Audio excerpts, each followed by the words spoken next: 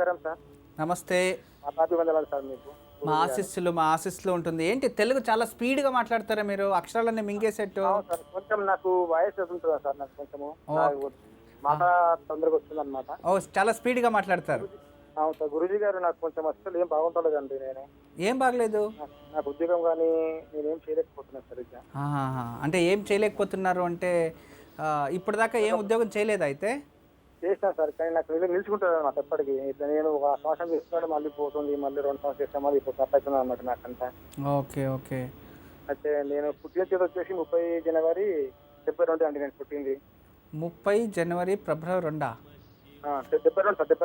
72. Okay. ఏ ఊర్లో జన్మించారు?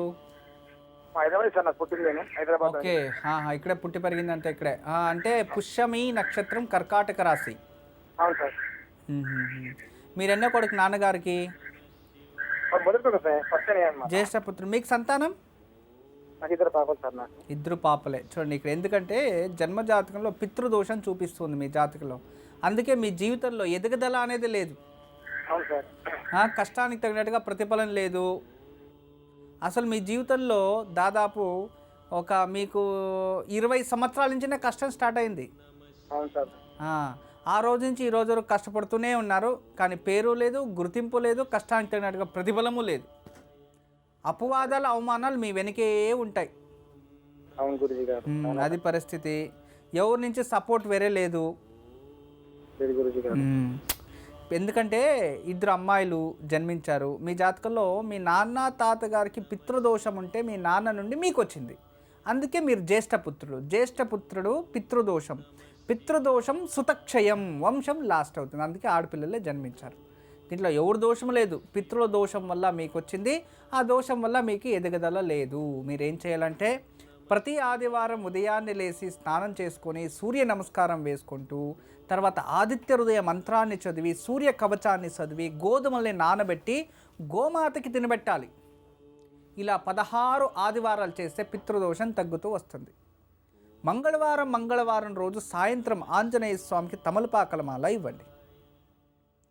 ప్రతి శుక్రవారం 3 ముత్తైదులకి మీ భార్యాభర్తలు 2 సేరి ఏదైనా యథాశక్తి తాంబూలం ఇచ్చి పాద నమస్కారాలు వేసుకోండి. ఆ 3 ముత్తైదులు కూడా మహాలక్ష్మి, మహాకాళి, మహాసరస్వతి రూపంగా మీరు భావించుకొని వాళ్ళకి చెయ్యాలి.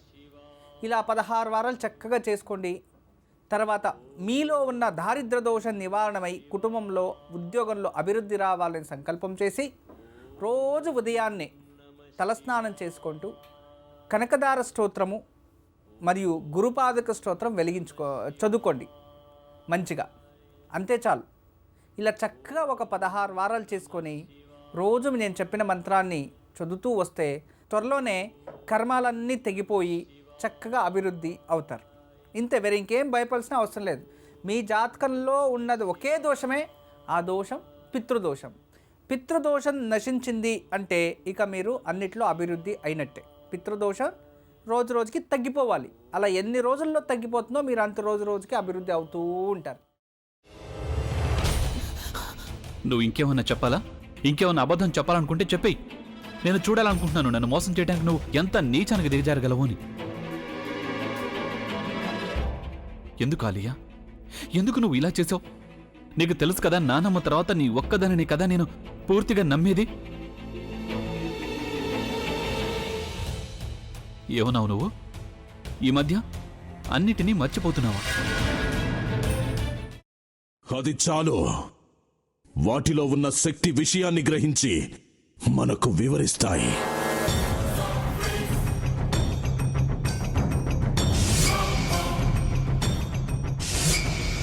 ఎవరు ఆ దండ విప్పొద్దు, గది తలుపులు తెరవద్దు.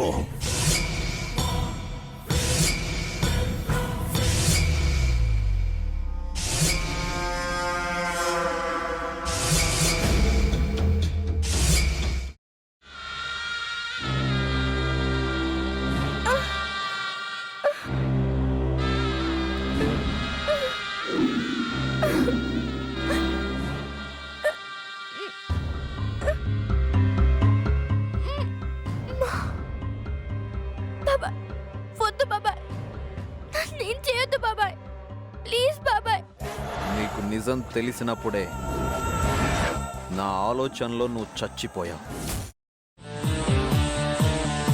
అబ్బా ప్లీజ్ కొంచెం తినండి ప్లీజ్. భీమారావు గారు మీరా? ఇగో మీరా కాదు సక్కుబాయ్.